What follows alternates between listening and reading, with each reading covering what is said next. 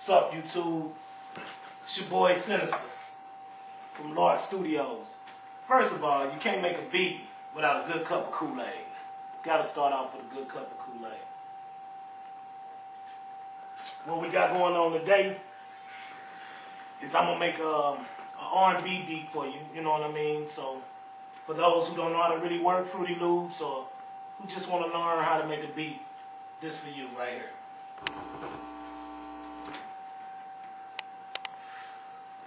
Okay, now what you do, pull up your Fruity Loops files, it'll pop open, it'll come up with a template. Everybody's template is different. I tend to use the hip-hop template. All I use is a kick and a clap. So for this particular track, don't even have a name yet, but this particular track, we're going to start with the claps. A lot of y'all might know about tempo and what it is, but a lot of y'all may not know how to use it. You can double time your tempo by, like say if you want a 70 BPM beat. If you want a 70 BPM beat and you want it to swing, you double that. So you go up to 140. Fruity Loops normally starts off with 140. So you're in the 70 range when you start off. I push mine up to 160, which will push you up to that 80 range. So, you know, we're going to do a nice little new age 80s pop R&B cut. I do pop, I do all kind of tracks, you know what I'm saying? Check my page out, you'll see what I do. But we're going to start off with these claps first. Up here is the metronome. On everybody's version, it's going to be a little bit different. But it's going to be a little swinger, you know, a little back and forth type swing. You want to use that to give you a feel of that rhythm. So even if you're at 80 or 180, you'll know exactly what those drums going to do on that particular track. So I like to start off in the hundreds. I like double time beats. So right now what you're hearing is just the claps. You're just hearing the claps and the metronome swinging. So what you're hearing is that. Now for the drums, I like to keep it simple. I believe in the rules of music. A lot of people score everything on one, but what I do is I go up and I put everything in song mode. So for my first pattern, as you can see, it's just the claps. Clap, clap, clap. You know what I'm saying? They on the upbeat. For those who work with Fruity Loops and you wonder why it's black on 4 of them and then red on 4 and then black, what that is telling you the up and the down beat. So the beginning of the black is the beginning of the upbeat. The beginning of the red, obviously, is the beginning of the downbeat. So my claps on the upbeat right now. Then what I do is go to pattern 2. And it should be blank if you just make it a beat fresh. So what I did was I added my drums on that. And I put one on the upbeat and one on the downbeat.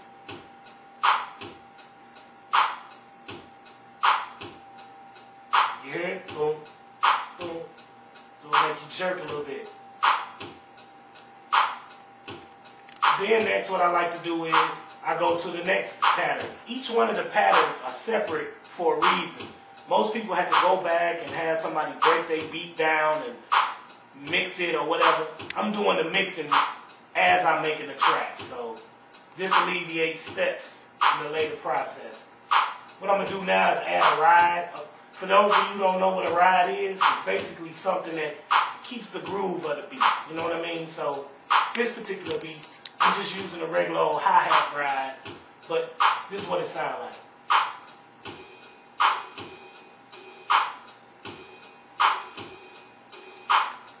Nice little groove, just a little dum, dum, dum, dum, dum.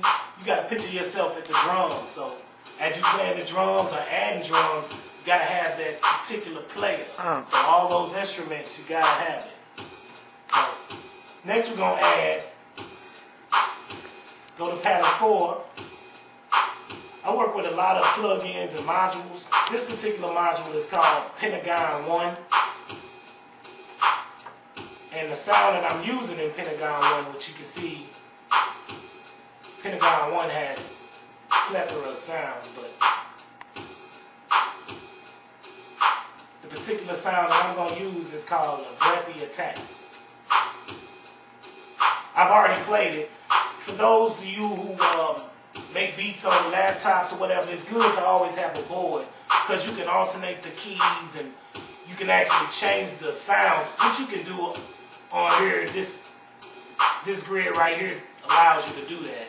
But for those of you who want that real feel, you can actually play it. This is just a Casio computer. I use earbuds to basically make my tracks, but you know, I fiddle around with my own melodies. I hate to sample, so everything that I do is pretty much fresh, scratch, you know. Well, anyway, this is the breathy air that I added.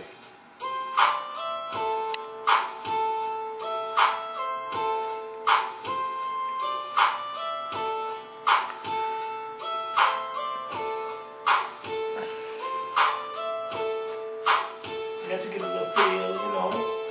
As I said, it's a pop song to me, you know what I mean? And this is how I view pop. So for all you pop singers, get at me if you want a real track, you know what I mean? Anyway, let's go to pattern 5. It's called a piece in. This particular module comes from Project 5, which is also a cakewalk program. I fuck with cakewalk. Cakewalk, get at me. But this one's called a piece in 2. This particular sound that I'm adding in now is called a string. It gives you like a, to me that's like that feeling, you know what I'm saying? You'll see once I add it.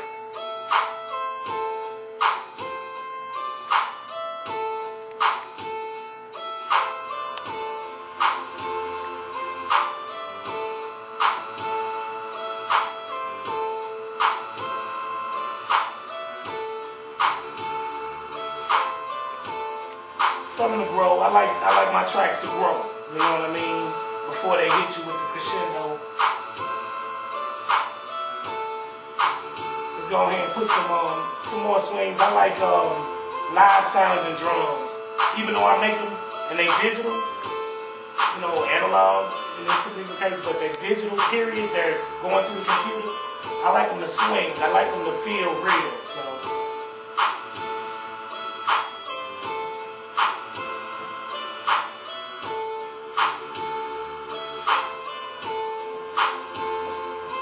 Just added a pattern right now. It's just a hi-hat that I snatched from one of my kits over here. It's just going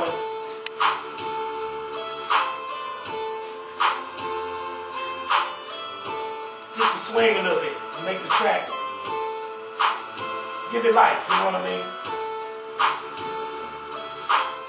Now what this actually is the most difficult part to me. Every track needs some kind of glue, some cohesive to pull it together. With me, I love strings. I love strings, I love trumpets, I love brasses. I'm going to add a centrist string, actually the main centrist sound. Now I can't play, excuse me, I can't play, but I'm self-taught, so different sounds I just know. I know sounds are how they're supposed to sound, to me, anyway. So, I don't play, but I fiddle through sounds until I get the right sounds, and I work with chords, producers out there. In the industry, they look for chords. Chords are key. Chords are a combination of keys. So play with a lot of different combinations and find your own combination. This is what I came up with.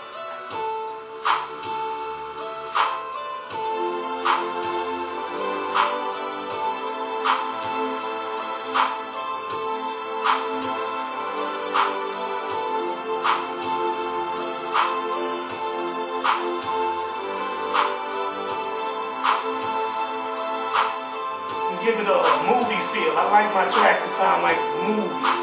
That way, when the R&B singer get on here, it's easy to make a video. It's easy to put it together. Another thing you producers might want to learn, when you do it this way, you break it down individual tracks and you can mix them down. You can turn certain sounds down and up without affecting the whole track. You can also find it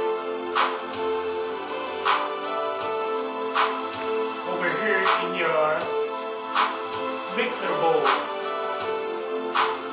I just put it on track 1. Now I control that whole sound through your mixing board. This is another way that you can mix your songs down and make them sound crisp.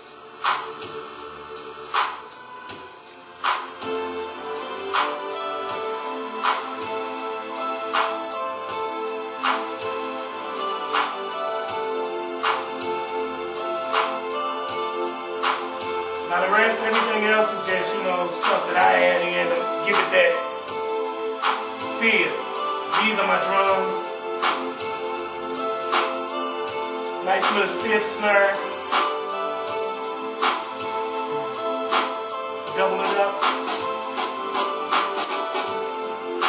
Let's get some crash. I like cymbals. I like that.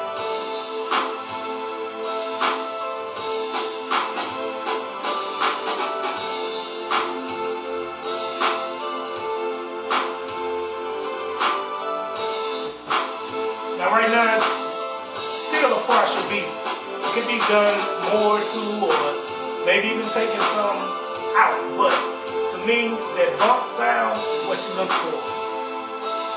This is my secret, so I'm not gonna show you the whole thing. I'm just gonna add it in and let